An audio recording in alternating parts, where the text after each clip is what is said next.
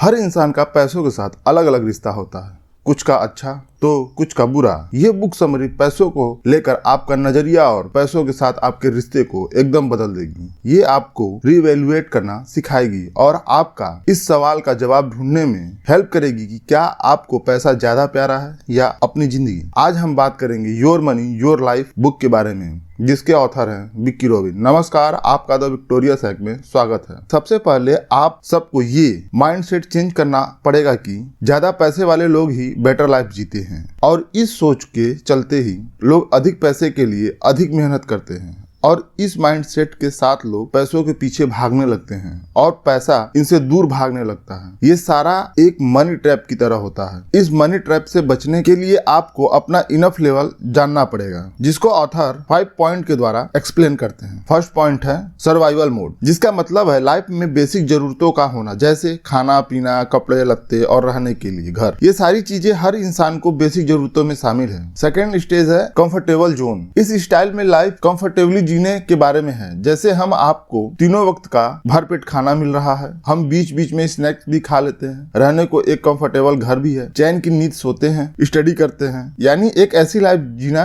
जो एक आम इंसान चाहता है। थर्ड स्टेज है लग्जरियस लाइफ। इस स्टेज में हम सबके पास सारे ऐशो आराम की चीजें होती है, जैसे ज्वेलरी, 5 स्टार होटल में खाना, कीमती कपड़े और जूते। मतलब कि इस स्टेज पर जीने वाले लोग लाइफ की हर लग्जरियस एंजॉय करते हैं। फोर्थ स्टेज है इनफ। यह एक खूबसूरत जगह है जहां आपके पास सर्वाइविंग की जरूरत मौजूद है, कंफर्ट लिविंग भी है और लाइफ की लग्जरी पर खर्च करने के लिए भरपूर पैसा भी है, जहां आपको ये समझ में आता है कि पैसा आपकी लाइफ में क्या लेकर आया है, लेकिन आप फिजूल खर्च करके पैसों को खुद को कंट्रोल नहीं करने देते हैं। पांचवा स्टेज है क्लटर। ये स्टेज है जहां आप इनफ से आगे चल जाते हैं, जिसमें आप बेहिसाब पैसा खर्च करने के बाद भी आपको सेटिस्फेक्शन नहीं मिलती है। ये लाइफ की बहुत ही डेंजरस स्टेज है, क्योंकि क्लटर का मतलब है एक ऐसा अंधी दौड़ जहां कभी भी सेटिस्फेक्शन नहीं मिलती। इंसान बस एक के बाद एक चीजों के पीछे भागता चला जाता है और अंत में ये कल्टर आपको बर्बादी की तरफ लेकर जाती है। कल्टर में वे लोग आते हैं जो सोचते हैं कि लाइफ में पैसों का काम कर वो सुकून और शांति से जी पाएंगे। ऐसे लोग मोर इज बेटर के कॉन्सेप्ट पर यकीन रखते हैं। हमें ये ऐशो आराम की चीजें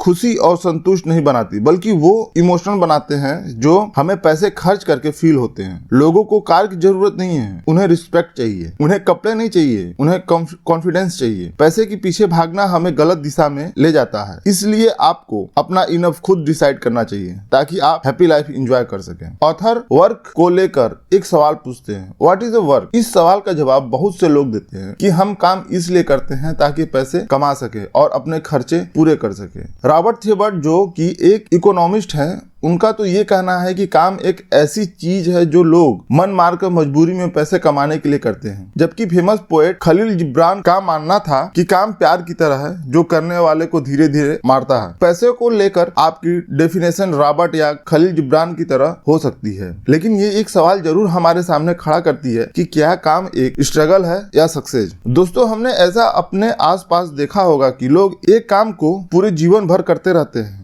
और दिन के 8 घंटे या 12 घंटे तक, यानी ऐसे लोगों का पूरा टाइम काम पर ही फोकस होता है। इनके पास अपने लिए टाइम ही नहीं होता। आज के समय में लोगों का फ्री होने का डेफिनेशन ही बदल गया है। फ्री होने का मतलब है अनएम्प्लॉयमेंट हो गया है, जबकि ऐसा नहीं होना चाहिए। हमें अपने ऊपर भी टाइम देना चाहिए, जैसे लर्निंग, रीडिंग, अपने आप को समझने में। ऑथर हमें बताते हैं कि काम केवल पैसों के लिए ही नहीं करना चाहिए। हमें अपने दिन का टाइम निकाल कर अपने फैमिली के साथ बिताना चाहिए। आप अपने ऊपर देना चाहिए, कुछ नए स्किल सीखने में जिसमें आपका इंटरेस्ट हो। ये 3 सवाल आपको अपने आप से पूछना चाहिए। पहला सवाल, जिस काम में आप अपनी एनर्जी और टाइम लगाते हैं, क्या वो आपको खुशी और फुलफिलमेंट का एहसास देती है। ये सवाल आपको हर कैटेगरी में अपने आप से पूछना चाहिए। क्या ये आपको सेटिस्फेक्शन देता है या नहीं। दूसरा सवाल है, वो सारी चीजें जिन पर आप अपना पैसा और एनर्जी खर्च करते हैं, क्या वो आपको आपके पर्पज और गोल्स के करीब लाती है। तीसरा सवाल, अगर आप पैसे के लिए काम नहीं करते हैं तो फिर क्या